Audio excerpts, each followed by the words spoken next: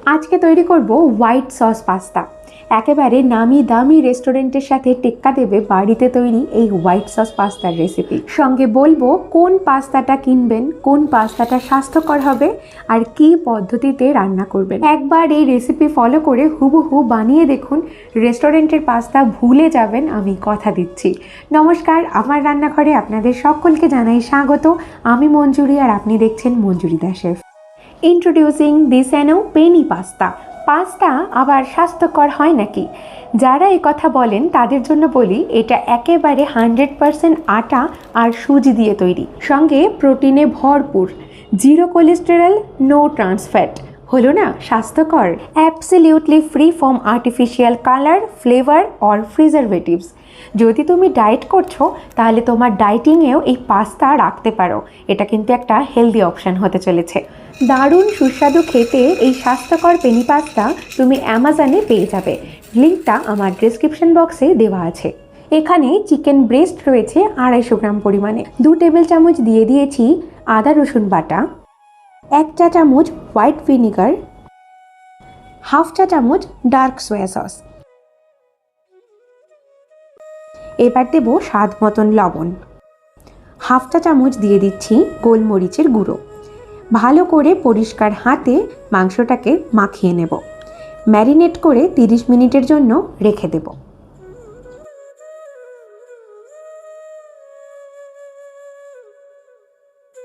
এবারে 1/2 লিটার জলে 250 গ্রাম পাস্তা ভালো করে সেদ্ধ করে নেব। প্যাকেটের গায়ে কিন্তু পাস্তা কতক্ষণ সেদ্ধ করতে হবে মেনশন করা আছে। জলটা যেই ফুটতে শুরু করেছে পরিমাণ মতন লবণ দিয়ে দিচ্ছি। আর পাস্তাটা যেন একের সাথে অন্যটা জড়িয়ে না যায় সেই জন্য খুব সামান্য একটুখানি সাদা তেল দিয়ে দিলাম। হাতা দিয়ে একটু জলটাকে ভালো করে মিক্স করে নিচ্ছি। আর এবারে দিয়ে দেব Disano পেনি পাস্তা 250 গ্রাম পরিমাণে।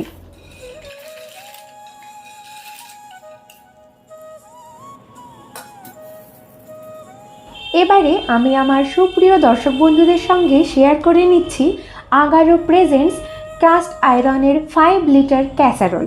লোহার বাসনে রান্না করলে সেই রান্না কতটা স্বাস্থ্যকর হয় আলাদা করে বলে দেবার আর কোনো দরকার নেই। এটা আমরা প্রাচীনকাল থেকে জেনে আসছি। সেইটারই আধুনিক পদ্ধতিতে তৈরি কাস্ট আয়রনের এই ক্যাসারোল যেরকম গ্যাস ওভেন সেরকমই ইন্ডাকশন ওভেনে কমফোর্টেবল। এটা খুব স্বাস্থ্যকর উপায়ে খাবার তৈরি করে আর দীর্ঘ সময় পর্যন্ত খাবার গরম রাখে। সঙ্গে এই সুন্দর একটা লিড প্রোভাইড করছে। চমৎকার সুন্দর দেখতে এই কাস্ট আয়রনের বাসনটা তুমি পরিবেশনার কাজেও ব্যবহার করতে পারো। বারবার খাবার গরম করার ঝক্কি নেই, একেবারে রান্না করে রেখে দিলে অনেকক্ষণ পর্যন্ত খাবারটা গরম থাকে। পরিবারের সকলের স্বাস্থ্যের কথা মাথায় রেখে আজকেই অর্ডার করে দাও অ্যামাজন থেকে AGAROর এই কাস্ট আয়রনের ক্যাসারোল। লিঙ্কটা আমার ডেসক্রিপশন বক্সে দেখে নিও। এরই মধ্যে 12 থেকে 13 মিনিট সময় নিয়ে পাস্তাটা সেদ্ধ করে নিয়েছি। জলটা ঝরিয়ে নেব।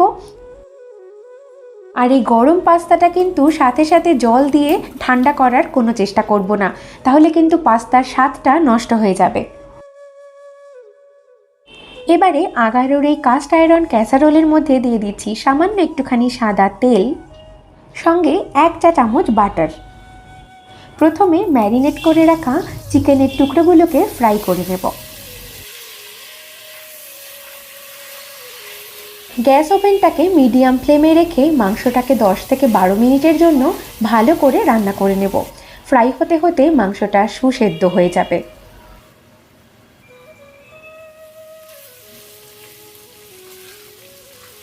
এবারে চিকেনের সঙ্গে দেব কিছু সবজি। নিয়েছি আমি ছোট করে টুকরো করে কেটে রাখা গাজর, ক্যাপসিকাম আর পেঁয়াজ। মাঝারি আঁচে এই সবজিগুলোকে খানিকক্ষণ নাড়িয়ে নেব, যাতে ক্রাঞ্চিনেসটা চলে না যায় সেদিকটা খেয়াল রাখবো। এই পর্যায়ে দিতে হবে 1 চা চামচ কুচনো রসুন আর অল্প একটুখানি সবজির পরিমাণ বুঝে দিয়ে দিচ্ছি লবণ। হোয়াইট সস পাস্তার জন্য মাংস আর সবজি একদম রান্না হয়ে তৈরি হয়ে গেছে। এটাকে একটা আলাদা পাত্রে আমি ঢেলে নেব। এবারে রেস্টুরেন্টের মতন হোয়াইট সস তৈরি করার ট্রিক্সটা হচ্ছে 50 গ্রাম বাটারের সঙ্গে 50 গ্রাম ময়দা। বাটার দিতে কিপটেমি করা চলবে না, তাহলে কিন্তু রেস্টুরেন্টের ফ্লেভারটা মিসিং থাকবে। সমান সমান এই দুটোকে দিয়ে ভালো করে মিক্স করে একটু ফ্রাই করতে হবে। সুন্দর একটা স্মেল বেরিয়ে আসা পর্যন্ত এটাকে এইভাবে করে ভেজে নিতে হবে। দিয়ে দিচ্ছি এবারে দুধ। দুধ কিন্তু একেবারে দিয়ে দেবো না, অল্প অল্প করে দেব আর মিক্স করতে থাকবো যেন ময়দার কোনো লাম্পস তৈরি না হয়। সমস্ত দলাগুলোকে ভালো করে মিশিয়ে দেব দুধের সাথে। ধীরে ধীরে ঢেলে এই যে হোয়াইট সসটা ধীরে ধীরে তৈরি হচ্ছে।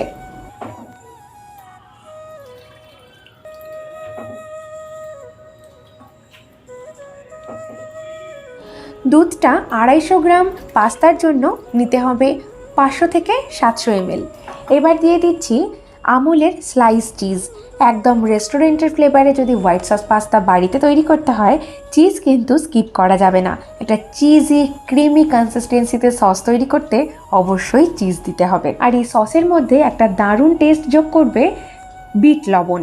এখানে আমি সসের পরিমাণে বিট লবণ দিয়ে দিয়েছি। দিয়ে দিচ্ছি 1 চা চামচ পরিমাণে অরেগানো সিজনিং আর 1/2 চা চামচ পরিমাণে রেড চিলি ফ্লেক্স। একটু মিষ্টির ফ্লেভার যদি পেতে চাও তাহলে এই পর্যায়ে 2 চা চামচ পরিমাণে চিনি দিয়ে দিতে পারো। ভালো করে মিশিয়ে নেব। আর গরম পেতেই চিজটা কিন্তু একেবারে মেল্ট হয়ে যাবে। বেশি সময় নেই, ফটাফট দিয়ে দিতে হবে ভেজিস আর চিকেনগুলো। বেশি জাল পেতে কিন্তু সসটা ঘন হয়ে যাবে, কোটিংটা কিন্তু ভালোভাবে হবে না। তাই সবটা প্রসেস খুব তাড়াতাড়ি করে নিতে হবে। দিয়ে দিচ্ছি সেদ্ধ করে রাখা পাস্তা। দেখো কতটা ঝরঝরে রয়েছে। পাস্তার শেপে কিন্তু কোনো সমস্যা হয়নি। ফ্লেভারের জন্য দিয়ে দিচ্ছি 1/2 চা চামচ পরিমাণে কালো গোলমরিচ গুঁড়ো। আর হোয়াইট সসের সাথে পাস্তাটাকে ভালোভাবে মিক্স করে নিচ্ছি যাতে সসের মধ্যে পাস্তাটা মিলেমিশে গিয়ে সুন্দর একটা কোটিং হয়ে যায়। পাস্তার ভেতরে যখন এই হোয়াইট সসটা বেশ সুন্দরভাবে ঢুকে থাকে না, খেতেই মুখে মেল্ট হয়ে যায় পাস্তা। অসম্ভব টেস্টি হয় এইভাবে বানালে পরে। আমুলের একটা চিজের কিউব আমি হাত দিয়ে এভাবে ভেঙে দিচ্ছি আর ঢেকে দেব যাতে চিজটা খুব সহজেই মেল্ট হয়ে যেতে পারে। এখন সমস্ত রকম চিজ একদম মেল্ট হয়ে গিয়ে chicken cheesy white sauce pasta কিন্তু একদম তৈরি। বাড়িতে গেস্ট আসুক কিংবা ছোট বড় সকলকে গরম গরম এই পাস্তাটা প্লেটিং করে তুমি যদি খেতে দাও, কারোর ক্ষমতা নেই বলবে এটা তোমার বাড়িতে তৈরি পাস্তা। বড় বড় রেস্টুরেন্টকে টেক্কা দেবে তোমার বাড়িতে তৈরি হোয়াইট সস পাস্তা, আমি কথা দিচ্ছি। ওপর থেকে সামান্য রেড চিলি ফ্লেক্স আর হাতের কাছে যদি পাসলে পাতা থাকে তাহলে পাসলে পাতা, তা না হলে যেহেতু ইন্ডিয়ান স্টাইলে হোয়াইট সস পাস্তা তৈরি করেছ তাই সামান্য একটুখানি যত সামান্য ওপর থেকে ধনে পাতা কুচিও ছড়িয়ে দিতে পারো। এতে কিন্তু টেস্ট বা গন্ধের কোনো হেরফের হবে না, জাস্ট একটুখানি লুক্রেটিভ দেখতে লাগবে। কেমন লাগলো আজকের রেসিপি জানাতে ভুলো না। আর অবশ্যই করে পাস্তা বাড়িতে ট্রাই করো। হোয়াইট সস পাস্তার জাস্ট প্রেমে পড়ে যাবে, আমি কথা দিলাম। রেসিপিটা ভালো লাগলে অবশ্যই একটা লাইক করো, বন্ধুবান্ধবদের সঙ্গে শেয়ার করো। আমার চ্যানেলে আজকে যদি নতুন দর্শক বন্ধু হও তাহলে চ্যানেলটি সাবস্ক্রাইব করো। যদি ফেসবুক পেজ থেকে দেখছো তাহলে পেজটিকে প্লিজ ফলো করে আমার সঙ্গে থেকো। আজকের জন্য বিদায় নিচ্ছি, দেখা হবে অন্য আরও একদিন লোভনীয় কোনো রেসিপির সঙ্গে। সকলে ভালো থেকো, সুস্থ থেকো, ধন্যবাদ।